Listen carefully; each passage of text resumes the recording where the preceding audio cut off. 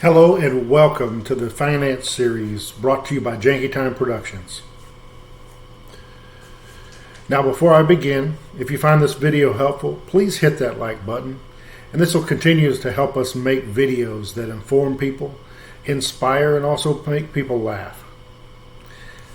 So I'm going to break this video down into two parts. Part one is going to be the how and the what. Second part is going to be later on down the road portion. So, without further ado, what is the one thing that you can do to begin rebuilding your credit quickly? Now, before I give you the answer, who will this help? It'll help those with little to no credit at all. It'll also help people who have destroyed their credit and need to rebuild. Now, it will not help people that are on the verge of financial collapse, but continue listening because you may need it sooner than you think.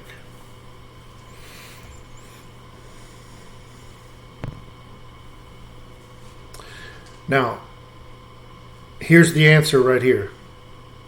Get a secured credit card. Now, what is a secured credit card and how does it work? Let's say that you apply for a secured credit card and then you get accepted. The next step is to send your initial deposit to the credit card company. And you do this with a check or you set up a one-time bank draft. What is this initial deposit for? Number one, this is the very thing that secures your credit card. Number two, this initial deposit serves as your credit limit. Number three, the very thing that allows you to be approved is the initial deposit. So the initial deposit is usually between $200 and $1,000, and this is usually an amount of your choosing depending on the credit card company. What happens after they receive your initial deposit? The credit card company creates a savings account for you behind the scenes, and they place your deposit in the account so that whenever you begin using your credit card, you are drawing money against your own savings account. So, for example, if you send them $500 on the initial deposit, then your credit limit's going to be $500. And as you begin to use a credit card in a financially responsible manner, that's the key, every month the credit card company reports to the major credit bureaus. So, what will you need in order to get a secured credit card? You'll need a checking account. You'll need some way to be able to send your initial deposit to them. So, how do you send the initial deposit? You need a checking account to send them a check or have them withdraw your initial deposit from your account. Now, I did want to say that I personally have experience with secured credit cards. I know they work. Like many people, I made financial mistakes when I was young and I found myself with low credit and a low credit score. And the secured card helped me to turn that all around. And I can also say that I know other people that have turned their credit score around using the same means. So secured credit cards really do work. Now, what's next? Some people might say, how should I use my new secured card to get the most out of it and rebuild my credit quickly? Okay, so this is very important. At a minimum, you should always try to pay off the monthly balance each month. So by paying off the monthly balance every month, which is only the amount that you used over the past month, that you're not going to accrue any interest. So you'll want to avoid paying any interest whatsoever if you can. Number two, use it like a debit card.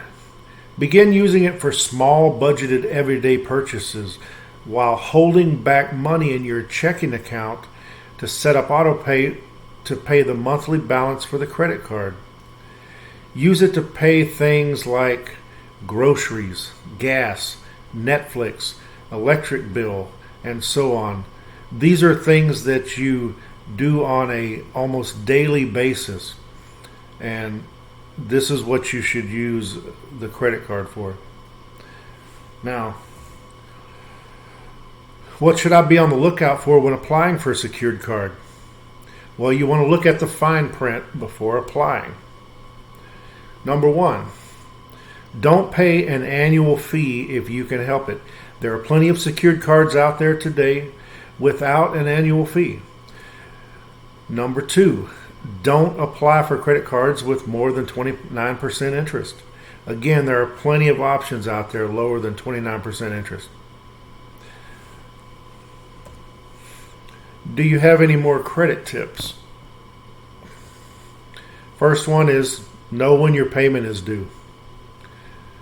Also, I already said this before, you'll also want to avoid interest, and you can do this by paying off your monthly balance each month. If you want to pay the full balance, that's fine, but at a minimum, pay the monthly balance. All right, so we're at part 2 here. This is later on down the road. You've been using your credit card, secured credit card, for about a year or so. So by this time, you may have already been receiving traditional credit card offers.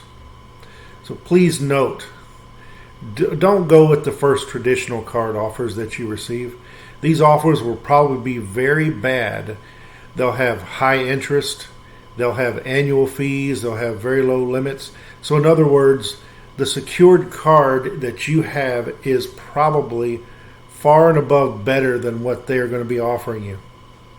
But the day will come when you move back to a traditional non-secure credit card. When you decide to pay off your secured credit card and close the account, the credit card company will send you your initial deposit back. So if your limit had been $1,000 when you closed the account and the balance was at zero, they will close the account and you will receive a check in the mail for $1,000. All right, so I'm going to place some links in the comments to some secured credit card companies. Now, I'm not going to endorse any particular one, but do know this. Some are much better than others. One example, I heard it through the grapevine that Discover Credit Card gives you cash back points on every purchase. So that's a good deal. Bottom line, do your research and take your time to look at the fine print. And remember, if you like this video, please hit the like button. Thank you, and please subscribe to Janky Time Productions.